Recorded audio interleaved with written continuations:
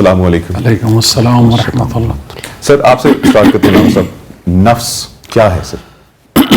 اعوذ باللہ من الشیطان الرجیم. بسم اللہ الرحمن الرحیم. سورہ فاجر میں یہ اللہ سبحانہ و تعالیٰ نے فرمایا یا ایھا النفس المطمئنہ ارجعی الی ربک راضیۃ مرضیہ فادخلوا فی عبادی فادخلوا فی جنتی.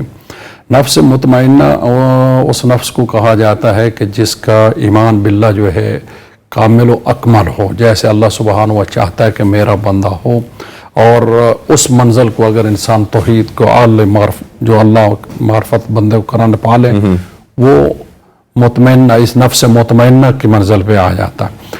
یہ عام حدیثوں میں تو امام حسین علیہ السلام، کیونکہ امام حسین علیہ السلام نے اس اپنے آخری وقت میں جو دعا کی ہے ترکت الخلق طرا فی ہواک، میرے مالک میں نے تیری محبت میں مدینہ چھوڑا، مکہ چھوڑا، تے اولاد چھوڑی، رشتہ دار چھوڑے، اور میں بچے یتیم کیے تاکہ تجھے پالوں.